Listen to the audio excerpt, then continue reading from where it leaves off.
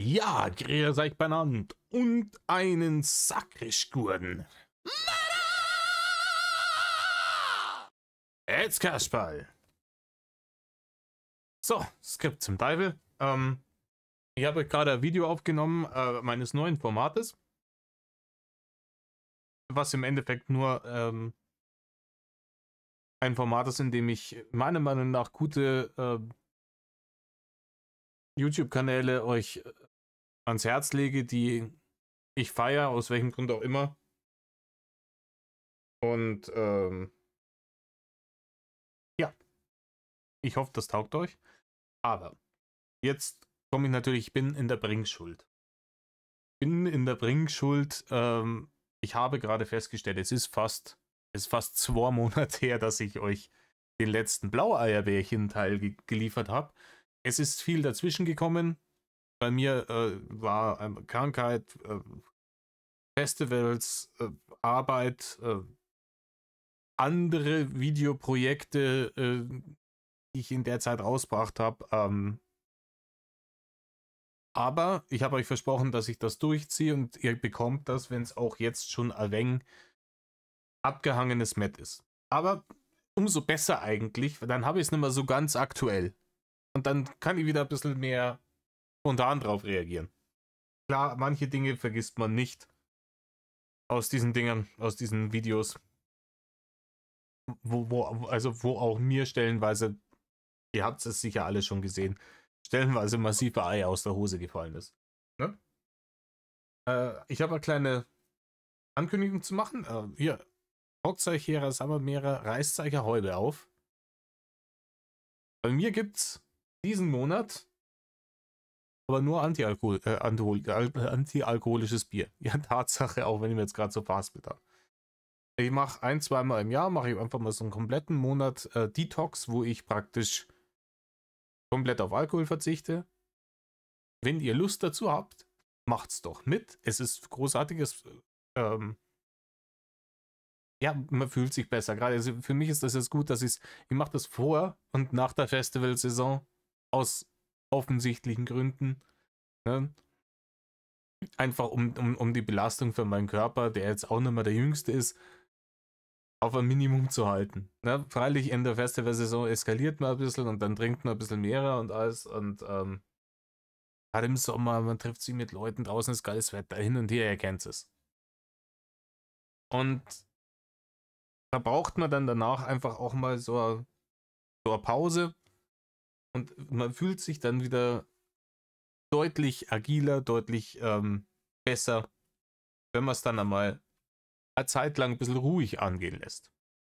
Ja, Eskalation schön und gut, aber man muss ja nicht immer. Ja, wenn man immer nur eskaliert in einer Richtung, das nie gut. Man sieht's an unserem Kalorienkardinal, der heißt ja nicht umsonst so, der, wenn sich ab und zu mal gedacht hätte, hey, ich fresse jetzt mal einen Monat lang nicht den 3-fachen Kalorienbedarf eines Menschen meiner Größe pro Tag, dann würde er jetzt keine Vierteltonne wiegen.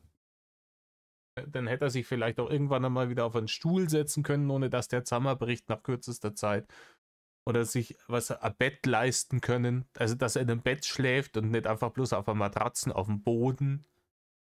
Das wäre alles möglich gewesen. Und bei mir ist es halt so, dass mich das wahrscheinlich irgendwie, ne, meine Leber dankt's mir.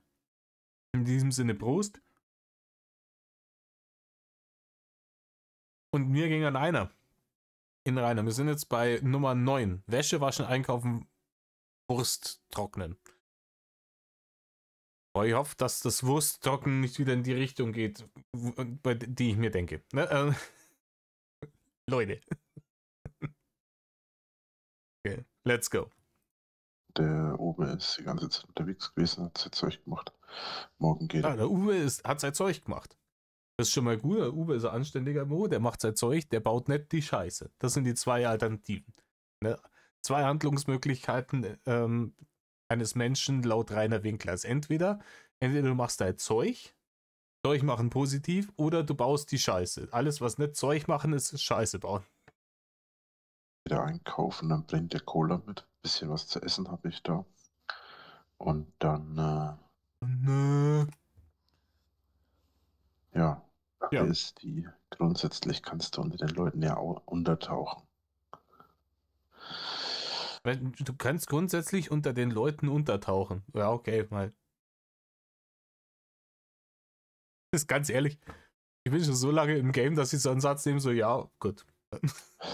Allerdings würde ich dir empfehlen, dich von der Christine und von der Kleinen fernzuhalten. Nein. Warum denn bloß, Rainer? Hast du Angst, dass die ihr Dinge erzählen könnten, die, weiß ich nicht, ein schlechtes Licht auf dich werfen und dann vielleicht dafür sorgen, dass sie dir hier ganz gewaltig die Prügeln ausschmeißt? Kann das sein? Ne? Weil diese ganzen Lügengeschichten, die du über die Mutter erzählt hast, die können ja dann nur dann rauskommen, wenn sich das Bärchen mit der Mutter auch unterhält. Das ist immer, also solche Leute, die habe ich richtig gefressen, aber das sind, Gott sei Dank, sind das sehr plumpe Manipulatoren. Wir kennen es ja. Ne? Der Mann lügt sein ganzes Leben lang, dass sich die Balken biegen. Wahrscheinlich wird den Zobels auch bald das Dach einstürzen, wie damals in der Bulldog-Halle, weil sie die Balken so krass biegen. Und versucht die Leute zu manipulieren, aber er ist immer noch nicht gut darin. Gott sei Dank. Aber stellt es euch einmal vor. Stellt euch einmal vor, irgendjemand verzapft euch was über einen anderen Menschen und zieht vom Leder. Wir haben es mitgekriegt in den letzten Teilen, was er da alles erzählt hat, was die alle nicht alles macht. Ne? Die größte Rabenmutter, die gibt ihr Kind an irgendwelche fremden Perversen ab für Stunden und Stunden und Stunden, ohne dass sie wiederkommt. Und wenn, dann sind irgendwelche Dudes mit bei ihr und dann geht's da drin, hollert die Waldfee, geht's da zur Sache, während das Kind daneben ist, bla bla bla bla bla. Lauter so ein Graffel hat er über die Alte erzählt. Um die möglichst unglaubwürdig darstellen zu lassen, weil die natürlich schwere Vorwürfe gegen ihn erhebt. Und dann sagt diese Person, ja, aber halt dich von der lieber fern, red besser nicht mit der. Warum nicht, Rainer? Hast du Angst, dass was ans Licht kommt, was du wieder dir zusammen fantasiert hast? Oder halt wirklich einfach straight gelogen hast? Könnte das sein, dass vielleicht du Angst hast, dass das Bärchen die daraufhin anspricht, weil das ja wirklich gravierende Vorwürfe sind, die du da erhoben hast, und du Angst hast, dass die alle dann sagt, ey, Moment mal, der erzählt hier solche Sachen, den zeige ich jetzt obendrauf nochmal wegen Verleumdung an. Weil dann geht's nämlich bald richtig krass ins Camp Viereck. Aber richtig, ins Camp Knacki. Aber richtig krass. Die hatten Wie gesagt, wir schauen das, wir kennen das Prozedere, wir schauen es beim Heiligen Ofenkäse, weil woanders gibt es nicht zum Schauen. Wenn ihr die Kommentare vom Ofenkäse dazu auch noch haben wollt, dann ihr habt beim Ofenkäse abonniert und ihr habt es euch beim Ofenkäse schon angeschaut, aber ja. mit Ofenkäse zu tun. Oh, die hat mit Ofenkäse zu tun. Jetzt habe ich Ofenkäse zu oft gesagt, oder? Das war jetzt. Red nicht mit ihr, weil die hat mit Ofenkäse zu tun.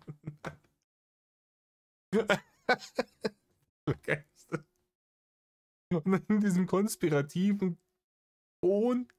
Das ist doch ein Satz, den hätten wir doch eigentlich aus der Komödie aus den 80er Jahren vermutet, keine Ahnung. Äh, die nackte Kanone oder sowas. Ja, sie hat mit Ofenkäse zu tun. Alter, du hast auch mit Ofenkäse zu tun gehabt in der Vergangenheit. Und zwar zu viel. Der hat sich gut auf die Hüften gelegt. Das haben wir heute rausgefunden. Die schreibt wohl regelmäßig mit dem Ofenkäse hin und her. Wie wirst du das rausgefunden haben? Ja, dieser eine Teil, das. Der sagt das Ofi, er hat tatsächlich Kontakt mit der Allen gehabt. Warte mal. Wer weiß, was die dem schon gesagt hat. Kann gut sein, dass die dem sogar schon gesagt hat, dass du mal hier warst. Ich habe keine Ahnung, was die ihm gesagt hat. Der gibt ja auch nicht alle Infos sofort raus. Der kommt ja mit manchen Sachen auch erst nach Monaten oder nach Jahren. Ja. Wohl richtig.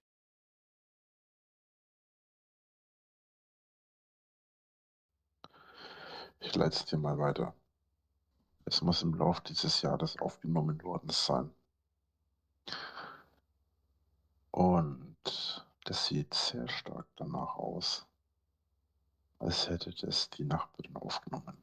Ich weiß nicht, ob sie es war, aber es ist am naheliegendsten, weil das ist definitiv aus der Küche aufgenommen. Weißt du, was mich am meisten an der Alten aufregt? Dass sie dich angezeigt hat. Und dass die keinen Bock hat, dass du da wohnst. Und was sie vollkommen nachvollziehen kann, Rainer. Und weil die dich durchschaut hat. Die hat mir heute vorgeworfen, dass ich. Die hat mir heute vorgeworfen, dass ich. Der macht doch schon wieder irgendwas im Hintergrund, oder? Und warum flüstert er? Das hört sich, ganz ehrlich, das hört sich an wie ein obszöner Anruf, oder? Das hört sich an wie gerade im Moment dieses Geflüstere, das hört sich an wie irgendjemand, der in der Nacht bei fremden Frauen anruft und ihnen irgendwas ins Ohr flüstert, oder?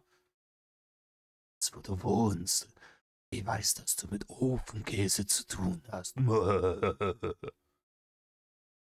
Geht. Der nichts in meinem Leben erreicht habe und so weiter und so fort. Ja, da hat sie auch recht. Ich meine, sie braucht reden, weil sie ist ja in derselben Situation. Ne? Aber sie hat ein Kind, also wenigstens hat sie einmal öfter Snooze nur gehabt als du, Rainer. Ne? Hat sie ein bisschen mehr erreicht. Aber sie sitzt auch bei Uwe in der Nazi-Butze und ist Endstation. Ne? Ist auch traurig. Aber ich weiß nicht, ob die auch dieselben Startmöglichkeiten gehabt hat. Ob die auch angefangen hat mit Anfang 20 als Hausbesitzerin mit einem riesen Grundstück und einem 5-stelligen Betrag auf dem Konto, der mehr oder weniger alles offen stand.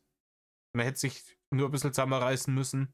Weiß ich nicht. Also alles offen stand. Natürlich, ja, der Schulabschluss wäre ihm da immer noch im Weg gestanden, aber da ist er ja auch selber dran schuld. Das braucht er mir keiner erzählen. Also wenn er sich ein bisschen angestrengt hätte und nicht von Anfang an gesagt hat, nee, ich kann das alles nicht, ist alles nicht meine Schuld, bla bla bla bla bla, alle anderen sind schuld und ich mache jetzt einfach nichts, gehe jetzt heim Pokémon schauen. Dann hätte er vielleicht noch einen Hauptschulabschluss machen können. Mit viel Ach und Krach, aber dann hätte er wenigstens irgendeinen Abschluss in der Tasche. Und dass ich so scheiße dastehe jetzt und alles. Ja, Rainer, du schläfst auf einer ausgelegenen Matratze in einer Pension am Arsch der Welt in Hinterpfudeifel und dein Vermieter ist ein im überall bekannter Rechtsradikaler, der da irgendwelche NPD-Veranstaltungen veranstaltet in dem Laden. Ja, Rainer, das kann man schon so sagen, wie die das gesagt hat. Habe ich ihr gesagt, dass ich deswegen so fleißig dastehe, wegen Mindestlohn wie ihr. Und was mich. Wieso? Was hat die dir denn getan? Rainer, die hat von deiner Existenz nicht einmal was gewusst, bevor du da bei der Tür reingewongelt bist. Überhaupt nichts. Wegen Menschen wie ihr. Ich weiß es nicht, keine Ahnung. Ich habe jetzt einen Haufen Hater kennengelernt. Keiner von denen lebt abgestürzt, irgendwie alleinerziehend in der ostdeutschen Provinz im Nazi-Bunker. Mich am meisten aufregt daran ist die Tatsache, die hatte ja jetzt rausgehauen, dass sie so gut ist und was weiß ich.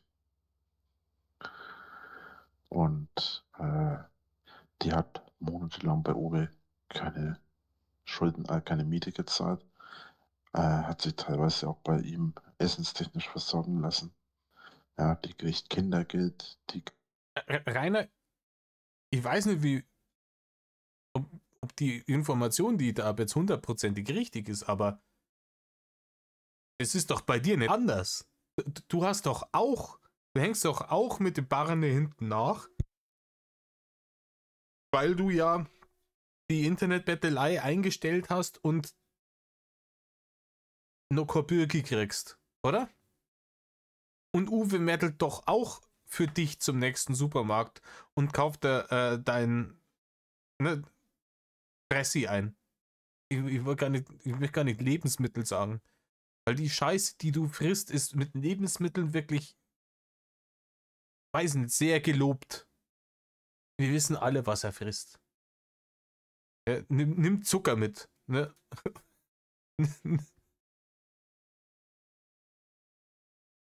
glaube, das letzte Mal, dass Rainer irgendwas Gesundes gegessen hat, ist, als Karl Dall ihn dazu gezwungen hat. Ne? Als Karl Dall noch der Meinung war, wir kriegen den auf unter 150 Kilo und dann vermarkten wir den und lassen ihn für uns im Internet tanzen. Und fürstlich entlohnen dafür. Gerechte Rente, ja, die müsste eigentlich Geld haben. Ja, wir alle wissen, Kindergeld und Rente, wenn man hat in Deutschland, dann hat man ausgesorgt. Da hat man ja, die Leute leben ja alle in Villen und haben Sportwagen und Yachten und alles.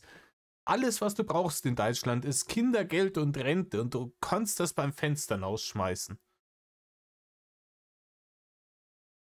Eine sagt jetzt aber was, wenn die lebt wahrscheinlich auf dem, was in Deutschland als Existenzminimum gilt. Grundsicherung nennt sie das. Ne? Also Bürgergeld ist daran ausgelegt, die Grundsicherung. Das ist das Minimale, was man braucht, um zu überleben. Plus dann das Kindergeld. Aber das braucht sie ja fürs Kind. Weil das Kind, das lebt ja auch nicht umsonst. Das hat ja auch Bedürfnisse. Das muss ja auch fressen und kacken und in die Schule gehen und. Ne? Er stellt sich das. Aber das ist dieser typische Neid. Das ist dieser typische Neid, den er hat. Da sind wir wieder bei die 7 Todsünden. Der gönnt anderen Leuten den Dreck unter die Fingernägel nicht, weil er der Meinung ist, eigentlich müsste alles auf der Welt ihm gehören. Alles. Irgendjemand anders kriegt Geld vom Staat. Warum kriegt er nicht das Geld vom Staat? Er ist der viel bessere Mensch. Warum kriegt er nicht viel mehr? Und das ist der reine Neid. Mit AI ganz wichtig. Aber er hat sie nicht. So. Und die Miete müsste gezahlt werden. Ist aber auch nicht passiert. Reini, wenn die vom Jobcenter lebt, dann bezahlt das Jobcenter die Miete. Die ist faul. Die ist strunzdoof. Euer Rainer spiegelt schon wieder. Wir haben das in dem einen Video, was ich behandelt habe, gesehen. Da hat er das über seine Mutter gesagt. Ja? Die ist faul, die ist brunsteppert, die kann nicht mit Geld umgehen. Laut diese ganzen Sachen. Ja, die scheißt auf andere Leute. Da spiegelt er halt wieder einfach ungemein. Es ist nicht im Kopf auszuhalten. Ja, der hat sich ihr ganzes Hirn mit Drogen vollgeballert. Das hast du nicht. Ne? Also irgendwann einmal geraucht. Und du hast dich früher im Stream oft irgendwie besoffen. Du hast irgendeinen komischen, was war das, Zwetschgenlikör oder sowas, was er sich da auf Echsen eingezogen hat. Und wir haben mehrere Situationen gehabt, wo er sich volllaufen hat lassen im Stream. No offense, ne? Also ich weiß, wer hier spricht. Ich habe auch schon Videos rausgemeldet, die war auch schon in Streams, wo ich granatenvoll war. Aber ich werfe das niemandem vor. Ne? Also, noch dazu bei Rainer ist es natürlich so, keine Ahnung, andere Leute, die können so einen Vollrausch, die können die dabei zerstörten Gehirnzellen verschmerzen. Rainer sollte die paar, die er noch hat, dann doch eher zusammenhalten. Aber Gehirnzellen, Geld, mit denen geht er alles sehr verschwenderisch um. Die waren mal drogenabhängig. Ja, und da kann sie jetzt was dafür. Und ich persönlich glaube, dass die immer noch irgendeinen Scheiß nimmt. Er lass halt nehmen. So wie die manchmal drauf ist. Und dazu kommt dann, dass die 2 Kinder hat. wo das zweite Kind schon beim Vater lebt, weil sie das ihr weggenommen haben, weil die nicht in der Lage war, sich um das Kind zu kümmern. Ja, meint das ist halt scheiße. Das ist halt, Rainer, du hast dich natürlich in eine Unterkunft begeben für Leute am untersten sozialen Rand. Und du glaubst aber immer noch, dass du über diesen Leuten stehst. Du gehörst da eigentlich gar nicht hin in deinen Augen. Weil du bist ja der große Internet-Zampano und der große Drachenlord, der Prominente. Das ist ja nur Übergangslösung, bis dann der große Durchbruch irgendwann doch nochmal kommt. Du siehst dich als was Besseres als sie, bist du aber nicht, Rainer. Du bist genau da, wo du hingehörst. Am untersten Rand der Gesellschaft. Klar, wenn die Alte ein Kind hat und während sie das Kind bei sich hat, ist die drauf, dann ist sie eine Rabenmutter. Schön und gut. Also immer noch alles besser als das, was dir vorgeworfen wird, was mit dem Kind passiert sein soll, oder? Die ist Psycho. Okay, das sind schon mal harte. Ofis Kommentar. Ofis Kommentar. Ofis Kommentar. Ah, da gehen wir weiter. Da ist nochmal drin. Alleine. Na gut, wir hören mal in den nächsten Tag rein und schauen mal, was da noch so passiert ist. Im Fall des Falles, wenn es gar nicht anders geht, hatte ich mir überlegt, wenn ich nach Nürnberg fahre, können wir uns ja notfalls dann Montag in Nürnberg treffen. Ich werde dem Uwe mal sagen, es soll mal mein Bettzeug in die Waschmaschine stopfen.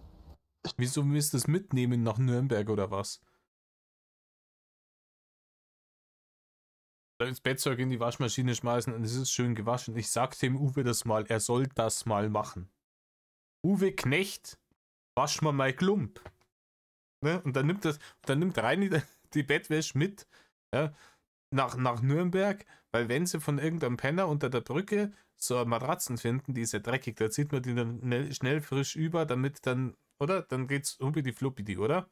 Ist das dein Plan? Ah, du bist schon so ein richtiger Charmeur, Rainer.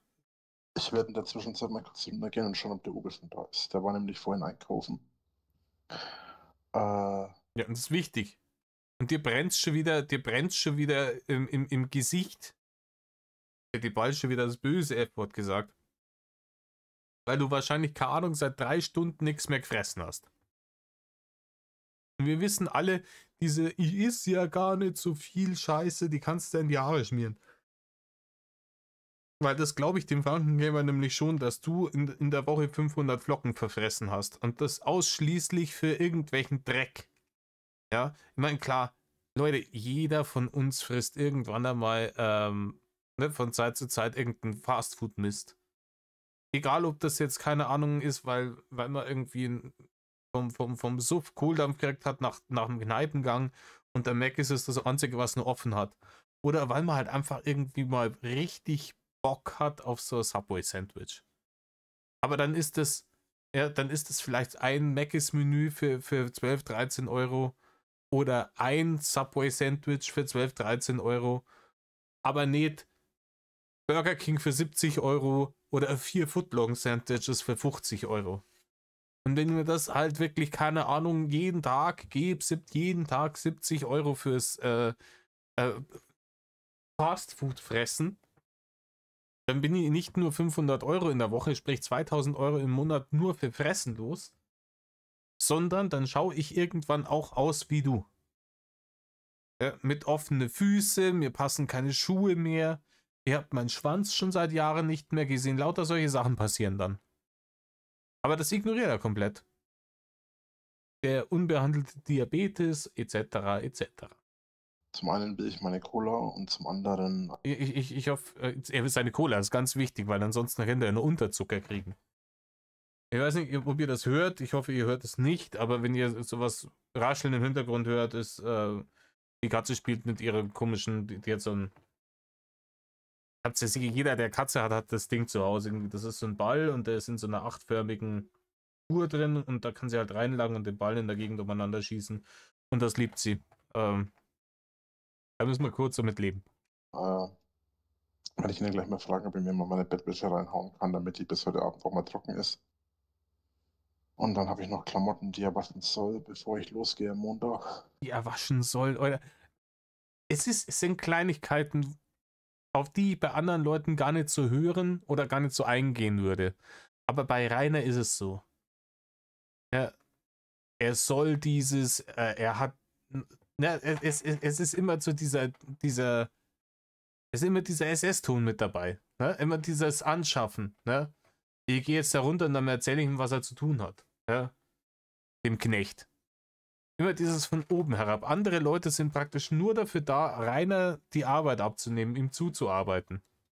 Ganz ehrlich, wenn ich der Uwe wäre, ich würde sagen, Rainer, du kriegst hier schon ein Zimmer für relativ kleinen Taler. Ich gehe einkaufen für dich, weil du nicht aus der Butze raustraust vor lauter Angst, dass dir irgendjemand die Fresse poliert aufgrund der Geschichten, die du angeblich abgezogen hast.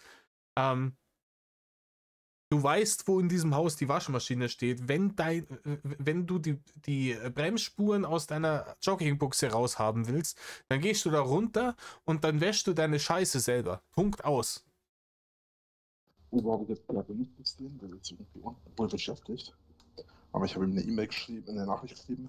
Und meine Wäsche unten hingehauen. Ich hoffe, die macht das sauber. Alter, das ist auch wild, oder? Ja, ich habe ihn jetzt gerade nicht gefunden. Dann habe ich ihm die Wäsche einfach unten hingeschmissen und dann mal WhatsApp geschrieben: Uwe, die Wäsche liegt da, mach. Alter, den würde ich. Also, ja, wahrscheinlich ist es derselbe Cast wieder, oder? Ist doch derselbe Cast. Es ist wie beim Frankengamer. Der Uwe braucht die Barne. Der Uwe braucht die Barne vom Wingel. Und deswegen lässt er sich das alles bieten. Ne? Aber irgendwann wird auch da der Punkt kommen, wo der die Fresse dick hat. Spätestens dann, wenn Rainer aufgrund von, weiß nicht, Kürzungen etc. die Barne so weit ausgehen, dass er ihn nicht mehr weiter bezahlen kann. Oder wenn er bei Uwe dann irgendwann so viel Schulden angehäuft hat, die er dann nicht mehr bezahlen kann. Irgendwann gibt es einen Arschtritt. Und das darfst du glauben, Rainer. Uwe kennt Leute, die dich da raustreten aus dem Ding.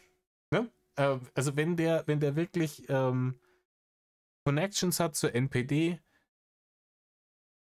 in der Gegend, der kennt Leute, die kommen vorbei und die stiefeln dich aus der Butze, so schnell schaust du gar nicht. Ne? Und schneller als du Hagebuttene sagen kannst, sitzt du wieder am Zarenstein. Und dann reden wir mal weiter. Und dann kann nämlich die drogensüchtige, alleinerziehende Assi-Tussi von nebendran, die du so sehr verabscheust, kann sich ins Fäustchen lachen, weil die hat noch ein Dach über dem Kopf und du sitzt dann wieder mit TikTok auf dem Zarenstein und heulst darüber, wie unfair die Welt ist und warum jetzt die Hater dafür verantwortlich sind, dass du beim Uwe rausgeflogen bist. Schüttelt's einen richtig. Ich bin da, was sowas angeht, bin ich ein bisschen eigen. Mein Vater hat früher auch so ein bisschen selbstgemachte Krakau oder Oberst oder sowas gehabt und die hat er bei uns im Zimmer teilweise getrocknet. Ja, genau. Genau. Ich würde als Rudi genau die Wurst trocknen beim Rainer im Zimmer. Ja, so ein Krampf habe ich doch mein ganzes Scheißleben noch nicht gehört. Vor allem, wenn du alle möglichen Gebäude da hast, wo du einfach so eine kleine Räucherkammer reinbauen kannst. Rudi scheint ja wirklich handwerklich nicht so ganz unbegabt gewesen zu sein, dass der sich so einen kleinen Räucherofen da hinbaut, hätte ich ihm schon zutraut. Und dann, ne? Beim Rainer ins Zimmer hat er die Wurst gehängt. Ganz ehrlich, ich glaube, wenn der beim Rainer ins Zimmer irgendwas Essbares reingehängt hätte, dann wäre das halt weg gewesen. Und das hätte Rudi genauso gewusst, wie wir es jetzt auch wissen. So ein Schmarren. Und mir ist von diesem Geruch irgendwann so schlecht geworden. Mhm. Geräucherte Bratwurst so zum Beispiel. Mir ist irgendwann Geräucherte Bratwurst, genauso ist es. von dem Geruch so schlecht geworden, dass ich die nicht mehr mag. Ich kann das gar nicht ausstehen. Ich mag. Na, Rainer, ich habe dich grillen gesehen. Da waren auch Würstel drauf. Und ganz ehrlich, auch das war wieder so Sache. Ihr erinnert euch an die Grillstreams von Rainer, wo er halt die Menge Fleisch für ganze Großfamilie auf den Grill gemeddelt hat. Und dann hat er sich das alles reingeschürt danach. Mm. Aber alles hier hochqualitativ vom veganen Jahrmetzger gekauft. Ja. Geräuchertes und ich mag auch geräucherte Wurst und sowas. Aber da bin ich sehr eigen. Doch auch selbst geräuchert, aber da bin ich sehr eigen, die zu essen. Das muss dann wirklich sehr, sehr gut gemacht sein. Auch.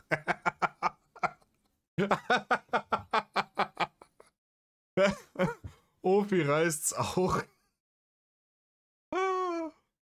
Der blendet. Ach geil. Komm, das schauen wir uns schnell an. Ich krieg wirklich zu viel hier. Nicht nur du, Opi. Nicht nur du. Halleluja. Rudi hat Wurst in Reinis Kinderzimmer geräuchert. Da tun sich ja wirklich Abgründe auf dem Hause Winkler. Aber hey, dann haben wir zumindest eine Antwort auf diese alles entscheidende Frage hier. Warum liegt da eine Wurst? Ja, Tja, warum? Warum liegt da eine Wurst? Da können wir gleich weiterlaufen lassen. Vermutlich, weil Reini die nicht anpacken wollte, weil er sich davor geekelt hat. Natürlich nicht, weil er einfach nur zu faul war zum Aufräumen. Natürlich nicht. Jetzt wissen wir, woran es lag. da fällt mir was ein. Wenn du hier bist oder wenn wir uns dann sehen, ich werde es auch mitnehmen. Zucker mitnehmen und geräucherte Wurst.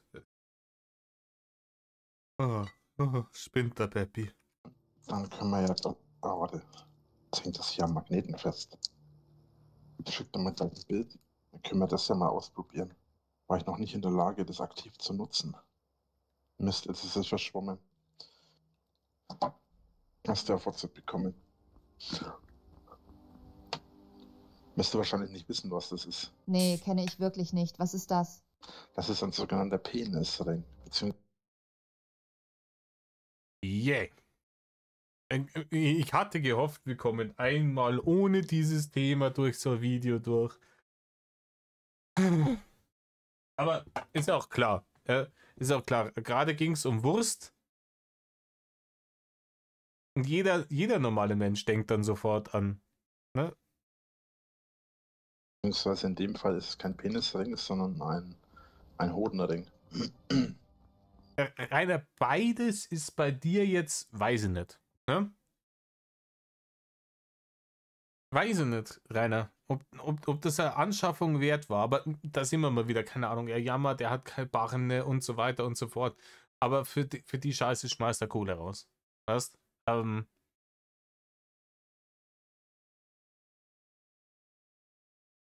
Ich bin sprachlos. Vor allem, er hat doch früher solche Ringe schon mal gehabt. Wo sind denn die? Oder sind das immer noch die? Und was macht er damit? Bindet sich die Klöten ab, wie bei so einem Rodeo-Bullen, oder? Damit. Und sie setzt sich dann oben drauf und dann geht.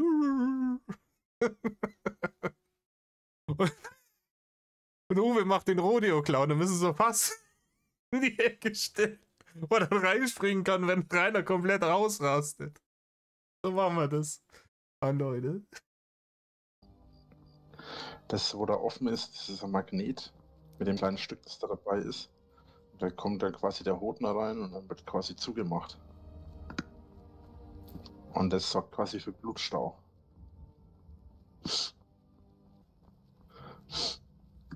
Und dazu habe ich auch noch einen Hodenring. Der ist allerdings nicht aus Metall in dem Fall. Die sind ziemlich teuer, deswegen kostet über 40 Euro. Ja, Kostet über wie viel? Es ist jetzt nicht so ganz rübergekommen, aber ich habe, glaube, gehört zu haben 45 Euro. Rainer. Du kannst dir einen stabilen, etwas dickeren Haargummi kaufen. Die kosten im 10er-Pack irgendwie 3 Euro. Die genau denselben Effekt haben. Es geht, du kannst, im Endeffekt kannst du Paketschnur nehmen und dir um den Sack schnüren. Das hat genau denselben Effekt, um da Blutstau reinzubringen. Also bei dir hat es überhaupt keinen Effekt, das wissen wir, weil ganz ehrlich, egal wie viel Blut sich da drin staut, wo nichts ist, kann nichts hinstauen, ne? Aber ich bitte dich. Ja, aber sonst, weißt du, so ein 0815 Hodenring für Plebs, der ist nichts für Rainer. Es muss dann schon das 50-Euro-Ding sein. Liebe Spender, die ihm über Tippi oder die Mitglieder Genau, Leute. Leute, die mir die Barren hinausgeschmissen haben die letzten Jahre. Frau in seiner Gegenwart am Essen verschluckt. Jetzt habe ich mich schon wieder verschluckt. Sorry. Ich habe Wollen wir raten? Wo wir jetzt schon bei dem Thema waren, wollen wir raten. Sie verschluckt sich, auf welches Thema kommen wir? gerade so Hunger, da verschlucke ich mich immer, wenn ich so schnell esse. Ist nicht so schnell. Nicht, dass du dich mal an meinem Schwanz verschluckst. Keine Sorge, Rainer. Keine Sorge. Um sich dazu verschlucken, müsste das bis zum Gaumen hinterreichen und wir haben alle die Bilder gesehen. Ne? Wenn du so gierig bist, da kriege ich mir echt das Gefühl, dass du ein bisschen zu gierig bist. Nicht, Und noch dazu, keine Ahnung, der Mann hat die Frau einmal gesehen. Er hat die einmal gesehen. Und die haben sich vorher über geräucherte Wurst unterhalten. Und jetzt ist oben bei ihm im Ogerstübchen hat seinen Schalter umgelegt und jetzt gibt es nur noch dieses eine Thema und alles wird darauf wieder gemünzt. So, keine Ahnung, ich schicke ihr mal Bildchen hier von dem. Sie kann ja froh sein, dass er diesen Ring nicht getragen hat, als er ihr das Bild gemacht hat. Ne? Und sie sagt, ja, keine Ahnung, ich habe Hunger, ich habe mich verschluckt. Und anstatt, dass man irgendwie ganz Normales sagt, hey, pass ein bisschen auf und so, was weiß ich, nein. Ne? Es kommt dann gleich sowas. dass dir das wirklich mal beim besten Stück passiert.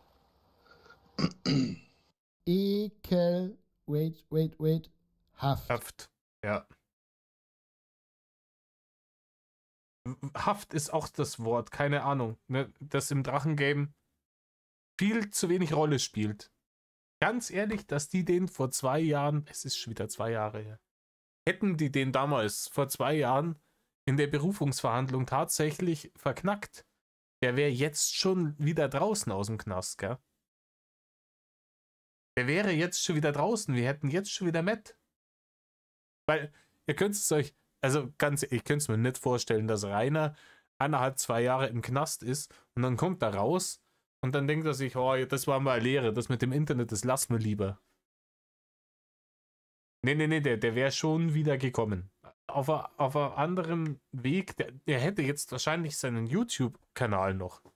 Weil wenn er schlau gewesen wäre, aber ja, wir reden von Rainer. Aber ganz ehrlich, auf die Idee hätte auch Rainer kommen können, dass er sagt, hey, keine Ahnung, ich stelle alle meine Videos irgendwie auf privat, bevor ich in den Knast gehe, weil dann kann ich nämlich nicht in Grund und Boden gestrikt werden, ohne dass ich mich dagegen wehren kann. So, ha. Und dann kommt der raus, setzt sich hin, Metal Leute, bla bla bla bla bla. Und dann wäre es losgegangen. Weil dann hätte er was zu erzählen gehabt. Ah, er ist die harte Drecksau, er war im Knast. Ne? Ich stelle mir das immer so vor, manchmal, vielleicht gibt es ein Paralleluniversum, in dem Rainer tatsächlich im Knast war, weil, keine Ahnung, in der Früh dem Richter niemand mit dem Nudelholz über die Rübe geschlagen hat. So. Was weiß ich. Oder dieser dämliche Vollidiot von Taschenlampen-Dulli sich nicht komplett weggeschüttet hat. Und was dann passiert wäre. Leute, schreibt es mal in die Kommentare. Was glaubt ihr, was wäre aktuell angesagt, wenn Rainer damals in den Knast gegangen wäre und jetzt wieder da wäre seit einem halben Jahr oder sowas und wieder YouTube machen würde? Gesagt. Also wenn ich es mir aussuchen könnte, würde ich lieber beim Sex sterben. Rainer, das wird nicht passieren. Weil um beim Sex zu sterben, muss man Sex haben. Was ich mir vorstellen kann, ist, weil das oft, ja, ich oft gehört habe, dass das auf die Pumpe geht, ist, dass du vielleicht dir irgendwann mal so eine blaue Pille einwirfst und dann beim 5 gegen Willi verreckst. Das kann ich mir gut vorstellen. Und Uwe denkt sich irgendwann so, keine Ahnung, nach ein paar Tagen, ihr habt den Reini schon lange nicht mehr gesehen und irgendwie stinkt's hier und schaut dann nach und dann findet er dann aufgedunstenen Körper auf der ausgelegenen Matratze mit der Hand um den Shrimp. Ne? Das kann ich mir gut vorstellen. Du nicht? Gerade beim Sex, gerade beim Höhepunkt, so richtig schön. Beim Abspritzen, ne? Nö. Alter. Na, ich will nicht beim Sex sterben. Ich mag das hier dieses nach dem Sex-Gefühl eigentlich sehr gerne. Dieses entspannt dann da liegen, ne? Die vielleicht noch irgendwas mit der Partnerin irgendwie dann die Glotze noch anmachen, so kuscheln. Ne? Ich mag das sehr gerne. Ganz ehrlich, ich finde Sex großartig, aber wenn man den Sex hat, das danach es genießen zu können, Sex gehabt zu haben, ist ja auch schön, oder? Ist ja auch cool. Aber das weiß Rainer natürlich nicht, weil er noch nie wirklich Sex hatte. Ein Herzinfarkt. Wäre doch eine geile Idee. Dattelt der jetzt wieder im Hintergrund? Das war doch jetzt wieder irgendwas, irgendeine Stimme aus irgendeinem Computerspiel. Ey, der telefoniert hier gerade mit dem, was er glaubt, was seine, in Anführungsstrichen, Freundin ist. Und er dattelt im Hintergrund und erzählt dir aber währenddessen irgendeinen Schmarren vom Bomsen. Beide in höchster Ekstase zusammen draufgehen. Wer weiß, vielleicht kommt man dann in den Sexhimmel. Ja, genau.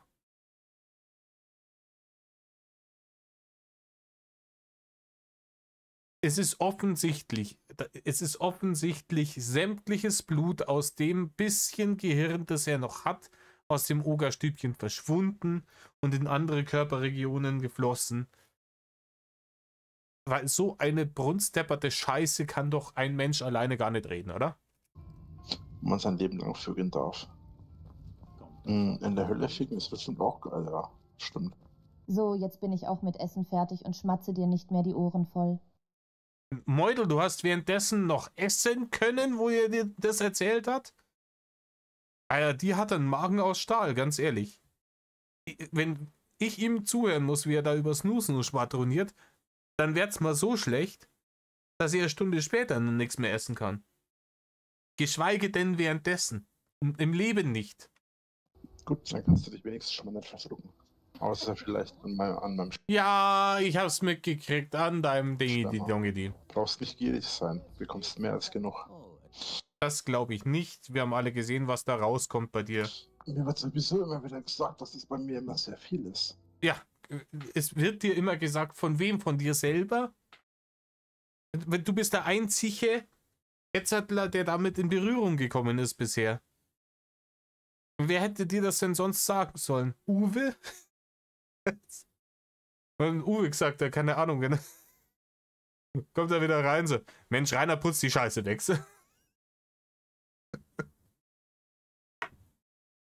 Ach, leck mich doch am Arsch. Genau. Die Leute sagen ihm das immer. Ich weiß nicht, Leute, Jungs und Mädels, also in beide Richtungen. Habt ihr das schon mal jemandem gesagt, beziehungsweise wurde euch das schon mal gesagt, als wenn ihr ein Dude seid, von einem Sexualpartner, dass irgendjemand gesagt hat, boah, krass, wie viel da bei dir rauskommt? Ist das irgendjemandem von euch schon mal passiert, als aktiver oder passiver Part? Dass man das gesagt hat oder dass man das gesagt gekriegt hat? Das würde mich jetzt wirklich interessieren. Mir nicht. Das sind so Porno-Vorstellungen. Das ist, wenn die eigene Vorstellung von Sexualität einzig und allein geprägt ist durch den Konsum von Internetpornografie.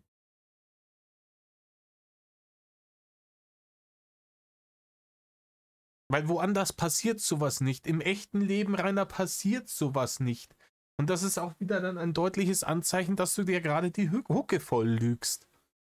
Ach, Reini. Okay, mach's. Da hat Ofi auch jede Menge dazu zu sagen. Gehen wir hier wieder rein. Zeigen. Niemand weiß, wie ich heiß, was mich weiß. Und der Reis ist heiß. Denn ich weiß, Reis ist weiß. Ja, Jetzt hat er wieder gerappt. Und das sind immer diese Leute, keine Ahnung, die haben Ich höre wenig Rap, also ich höre auch einige Rap-Künstler, aber nicht so viele. Aber die Leute meinen immer, ja, nur weil die kein Instrument spielen, ist das ja super einfach. Und du musst ja einfach nur irgendwas sagen, was sich reimt. Nein, musst du nicht.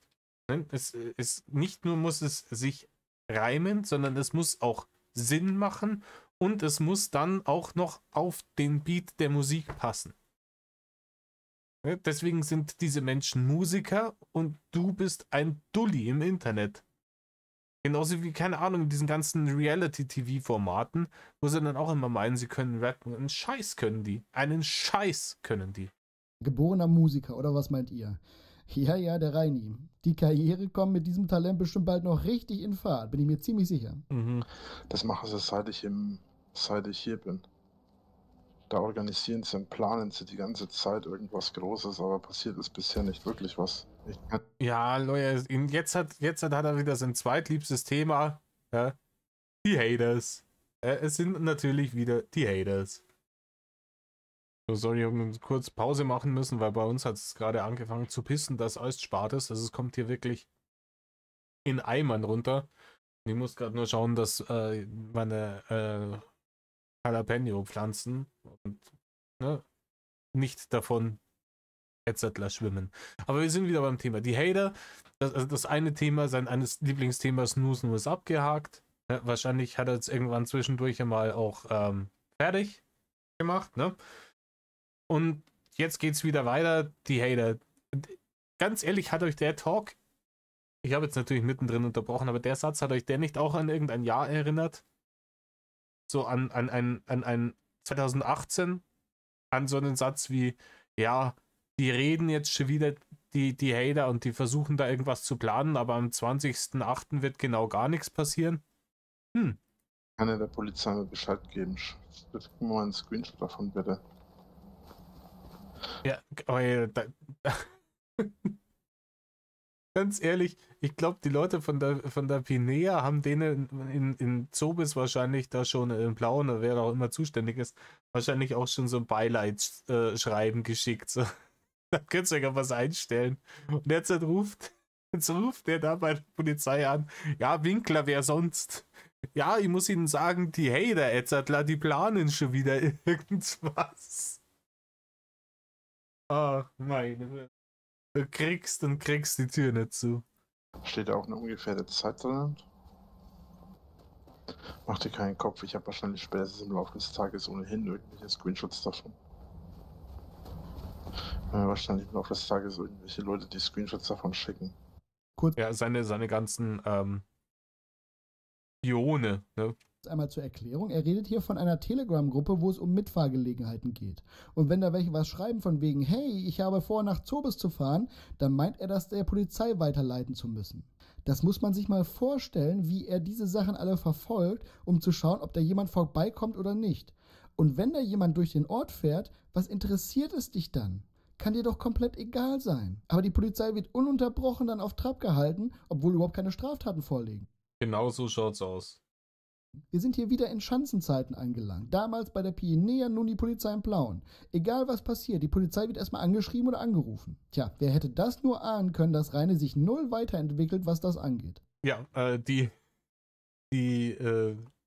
Staatsanwältin von damals, die ihn für ein paar Jahre ins Camp Knacki verbrachten wollte. Weil die hat nämlich genau das prophezeit, das alte Orakel. Ne? Die hat genau das prophezeit. Die hat auch gesagt, scheißegal, ob der jetzt da noch wohnt oder nicht mehr, es wird sich nämlich genau gar nichts ändern. Ne? Und damals. Hör mal auf, denn ihre Lügen als Fakten darzulegen. Ich glaube nicht, dass die auf dem Weg sind. Ich glaube auch nicht, dass die vorhaben, daherzukommen.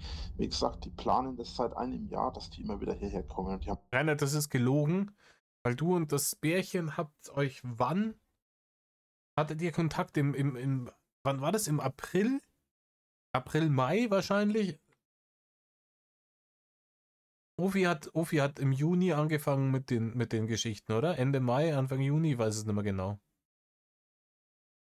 Also muss das April, frühestens, spätestens Mai, aber wahrscheinlich eher so April gewesen sein. Die planen seit über einem Jahr daher zu kommen. Rainer, die Leute wussten bis Anfang Januar überhaupt nicht, dass du da bist. Du bist da einige Monate undercover gewesen. Und sogar zu dem Zeitpunkt warst du noch nicht einmal ein Jahr in Zobis. So schaut es schon mal aus. Ja, ist wieder Schmarrn. Wir haben immer angekündigt und passiert ist gar nichts. Ja, wenn da seit einem Jahr Leute ankündigen, zu dir zu fahren und nichts passiert, warum musst du denn dann ein Jahr lang die...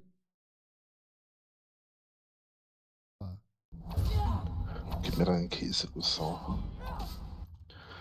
Du kannst wahrscheinlich zum Hotelzimmer in Nürnberg nichts beisteuern. Ne? Kannst du dich dann für Essen versorgen? Weil das Problem wird an der ganzen Stelle auch sein, was zu essen dann. Naja, für dich selber würde ja reichen. Alter. Ja, Mädchen, fahren mal ein paar hundert Kilometer durchs Land, damit wir uns in Nürnberg zum Snoo-Snoo treffen können. Du wirst ja zum Hotel nichts dazu steuern können, oder? Kannst du dann wenigstens für dein eigenes Essen auskommen? Weil ja. Rainer hätte gerne ein Gratis-Escort. Das ist der Punkt.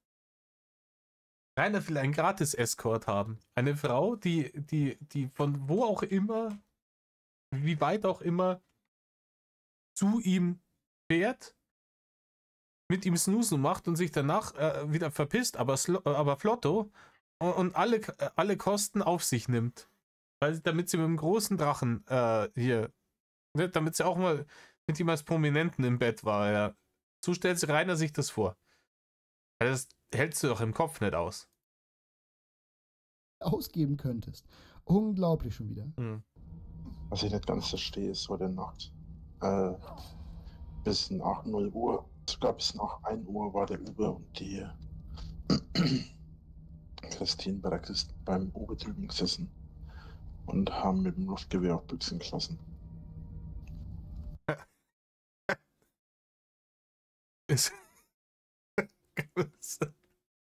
Also noch mehr Hillbilly-Flavor geht ja überhaupt nicht mehr, oder? Luftgewehr auf Büchsen geschossen. Geil. Oh, ist wie bei den Simpsons. Das ist der Ballerwagen von meinem Dad. Noch 3 Raten und der gehört uns. Ich glaube, dass die momentan versucht, schlecht auf den Uber einzureden, damit er mich rausschmeißt. Das kann gut sein. Rainer. Dauerhaft. Da fällt mir ein, ich muss noch mit Uber reden. Der muss mir auch die 120 € und meine EC-Karte zurückgeben. Ja, wahrscheinlich hat das ist auch sowas, weißt du, der gibt seine EC-Karte und sagt ihm, ja, hol dann mal, heb Geld für mich ab. Rainer, wofür? Jetzt mal ganz objektiv, wofür brauchst du denn Bargeld? Es geht doch Uwe für dich einkaufen. Und du brauchst ja Uwe nicht zu bezahlen, wenn du ihm die EC-Karte mitgibst. Weißt du, was ich meine? Oder meinst du, das ist hier aus Verschleierungsgründen die EC-Karte nicht benutzen, damit man nicht weiß, wo du bist, aber beim Abheben benutzt das sie doch auch. Der wird ja wohl kaum irgendwie 3 Landkreise weiterfahren zum Geld abheben. Jetzt mal ganz objektiv betrachtet, du sitzt da drin, wofür brauchst du bei Uwe Bargeld? Der Mann kauft für dich ein, gib ihm die EC-Karte mit und sagt, zahl das davon. Ich nehme auch an, dass du die Miete ihm nicht bar gibst, sondern auch überweist. Wozu brauchst du Bargeld, Rainer? Der Uber hat Geld für mich abgehoben. Naja, es hat auch einen gewissen Eigennutz. Schließlich hat er mir ja auch Geld schon mal vorgeschickt zwischendurch. Oder ich habe mir Essen oder so bei ihm gekauft und habe es jetzt erst gezahlt quasi. Okay, ja, darüber. Okay. Auch wieder kommen, garantiert. Müssen wir gleich noch einen Kaffee machen. Und runterholen sollte ich mir dann auch mal ein. Ja, das mache ich regelmäßig. Ich wünschte zwar mehr, ich könnte ihn dir reinschieben und dich richtig schön durchvögeln und mein ganzes Sperma in dir zurücklassen. Voll, Leute. Also mir wird es zumindest besser gefallen. Ich weiß nicht, wie das für dich ist. Ja, wahrscheinlich nicht so schön. Kann ich mir gut vorstellen. Einer jetzt mal ganz objektiv betrachtet. Ich weiß, das sage ich heute schon zum 100. Mal, aber jetzt mal ganz objektiv betrachtet. Stell dir doch mal vor, ich weiß, du bist der unempathischste Mensch auf der Welt, aber stell dir mal vor, versetz dich mal in eine Frau hinein. Ne? Eine junge, schlanke, attraktive Frau. Und die sollen mit dir den Akt vollziehen. Mitsamt die offenen Füße, die Ogerkrallen an den Zähnen, dem Gestank und allem drum und dran. Den ganzen Ranzen, muss die ja den Ranzen auf die Seite kriegen, um dann irgendwo diesen Shrimp auszugraben. Und dann muss sie dahin arbeiten. Dass da vielleicht, und ich weiß nicht, vielleicht dann nur diese teuren Ringe da rummachen, dass da vielleicht irgendwas, und die muss ja bei jedem Stoß, also du stößt überhaupt nichts, du liegst da wie ein Seestern, schreckst alle Viere von dir und die muss machen, weil zum einen bist du körperlich nicht in der Lage, wirklich den Akt zu vollziehen, so als aktiver Part, weil du einfach du nicht einmal eine Minute stehen kannst, ohne komplett schweißgebadet zusammenzubrechen, geschweige denn sowas zusammenbringst. Sprich, du liegst da wie ein Seestern auf dem Rücken, streckst alle Viere von dir und die muss sich da reingraben und muss dann auch noch mit jedem Stoß gegen dieses Gewicht ankämpfen. Wie stellst du das vor, dass das gehen soll? Rainer, da funktioniert nichts mehr. Da passiert nichts mehr. Bevor du Snoo machen kannst, musst du mindestens 100 Kilo abnehmen. Aber mit Uwe konnte ich jetzt auch mit dem übrigens gerade nicht reden. Der ist irgendwie gerade unten. Also,